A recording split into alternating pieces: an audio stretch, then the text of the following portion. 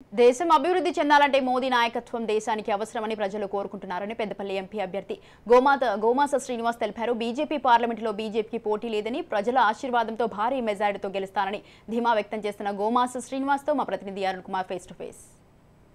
BJP parliament అభ్యర్థి గోమాస శ్రీనివాస్ తన ప్రచారాన్ని అయితే ముమ్మరం చేసి ఇప్పటికే కూడా కార్యకర్తలతో కూడా ప్రత్యేక సమావేశాలను ఏర్పాటు చేసి కూడా విజయం దశగా ఎలా ముందుకెళ్తా ఉన్నారనే విషయాలు తెలుసుకోవడానికి మన దగ్గర పెద్దపల్లి బీజేపీ పార్లమెంట్ అభ్యర్థి గోమాస శ్రీనివాస్ ఆయన అడిగి మరిన్ని వివరాలు తెలుసుకుందాం. అన్న చెప్పండి, ఎట్లా ఉందన్న పరిస్థితి, ప్రజల నుంచి ఎటువంటి రెస్పాన్స్ ఉన్నది? మొదటిసారి మీరు ఎంపీగా కూడా బరిలో ఉన్నారు, ఎట్లా ఉంది పరిస్థితి అంటే బీజేపీ పార్టీ నుండి? పెద్దపల్లి పార్లమెంట్ పరిధిలో ఒక పూర్తి స్థాయిలో ఒక రౌండ్ అయిపోయింది ప్రచారము. రెండో రౌండ్లో మేము ఇప్పుడు ముందుకు వెళ్తున్నాము.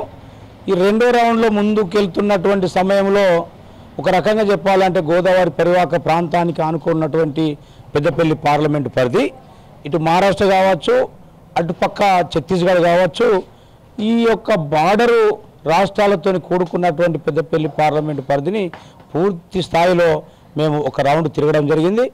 ప్రజల నుండి విపరీతమైనటువంటి ఒక అనుకూలమైనటువంటి వాతావరణం ఏర్పడుతుంది. దేశం కోసం, ధర్మం కోసం, దేశ రక్షణ కోసం మోదీ దేశానికి ఒక దిక్సూసు అనే లెవెల్లో ప్రజలు అర్థం చేసుకున్నటువంటి ఆలోచన కనబడుతుంది.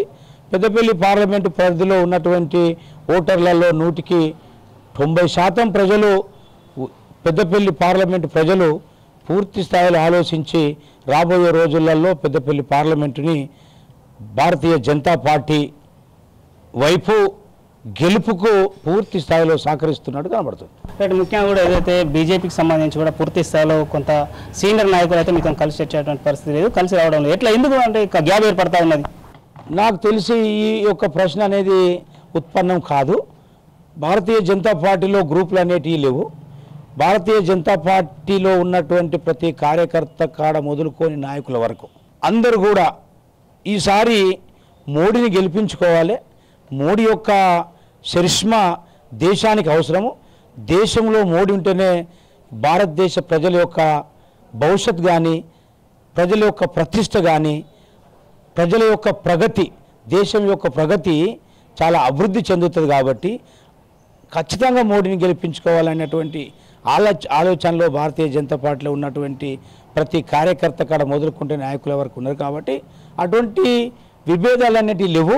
ఖచ్చితంగా కలిసికట్టుగా ఎక్కడోళ్ళు అక్కడ భారతీయ జనతా పార్టీని గెలిపించుకోవడానికి పూర్తి స్థాయిలో సహకరిస్తున్నారు, అది మాకు కనబడుతుంది. రైట్గా పోటీ పరంగా వచ్చేసరికి కూడా ఏదైతే ఇప్పుడు మీరు కాంగ్రెస్ పార్టీ నుంచి ఒక శ్రీమంతంతో కావచ్చు, అదేవిధంగా కూడా బీఆర్ఎస్కి సంబంధించి కూడా కోల్బెల్ట్ అంటే కార్మికుని బిడ్డతో కూడా పోటీ పడతా ఉన్నారు. ఎట్లా ఉండబోద్ది ఇద్దరి మధ్యలో, అంటే ముగ్గురు మధ్యలో, ఆ ఇద్దరి మధ్యలో మీతో ఎవరికి పోటీ ఉండబోద్ది? మీతోనే అసలు ఎట్లా ఉంది పరిస్థితి?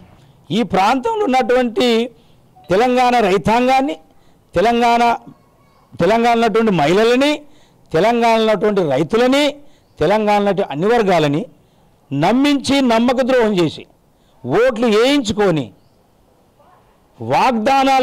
వాగ్దానాలని అమలు చేయనటువంటి party 420 party Congress party. Congress party అంటేనే దోసుకోవడం. కాంగ్రెస్ పార్టీ ఎవరినైతే ఇక్కడ అభ్యర్థిత్వాన్ని ఇచ్చిందో వాళ్ళ కుటుంబము వివేక్ వెంకటస్వామి కుటుంబం.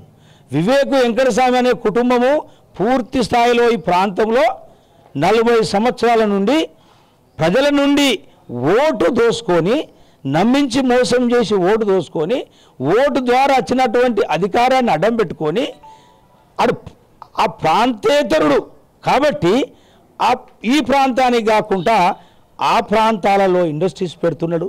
ఇక్కడ ఎవరికి ఉద్యోగం ఇవ్వలేదు. ఇక్కడ ఉద్యోగమే కాదు, ఇక్కడ ఉన్నటువంటి అన్ని ప్రజలు, అన్ని వర్గాల ప్రజలు అభివృద్ధి చేస్తారని ఆలోచించింది. కానీ అతడు ఈ అందరి ప్రజలకు అభివృద్ధి చేయడానికే వ్యతిరేకుడు. నేనే గెలుస్తున్నా, మోదీ గారి యొక్క ఆశీస్సులు మెండుగున్నాయి, మోదీ గారి నన్ను ప్రకటించండు.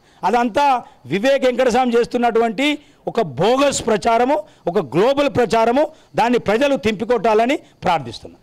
రైట్గా ఇదైతే పెద్దపల్లి పార్లమెంట్ అభ్యర్థి గోమాస శ్రీనివాస్ తెలుపుతున్నటువంటి పరిస్థితి. ఏదైతే దేశానికి ప్రధాని మోడీ నాయకత్వం అవసరాన్ని కూడా ప్రజలు కోరుకుంటారు. ఈ నేపథ్యంలో ఖచ్చితంగా కూడా ఇప్పటికే తను ప్రచారాన్ని ముమ్మరం చేసిన అదే బీజేపీ పార్టీకి ఏ పార్టీ అభ్యర్థులతో పోటీ అని చెప్తా ఉన్నారు. ముఖ్యంగా కూడా ఏదైతే పెద్దపల్లి పార్లమెంట్కి సంబంధించి కూడా అభ్యర్థిని మారుస్తారని కొన్ని పార్టీలకు సంబంధించినటువంటి వాళ్ళు ప్రచారం చేస్తున్నారు. అంత నమ్మొద్దని చెప్తా ఉన్నారు. ముఖ్యంగా కూడా సింగరేణి కార్మికుల విషయంలో కార్మికులకు ఇన్కమ్ ట్యాక్స్ కావచ్చు, సొంత ఇంటికి కల కావచ్చు, అనేక సమస్యలు ఆ సమస్యలన్నింటినీ కూడా ఖచ్చితంగా నేను పరిష్కరిస్తానని చెప్తాను.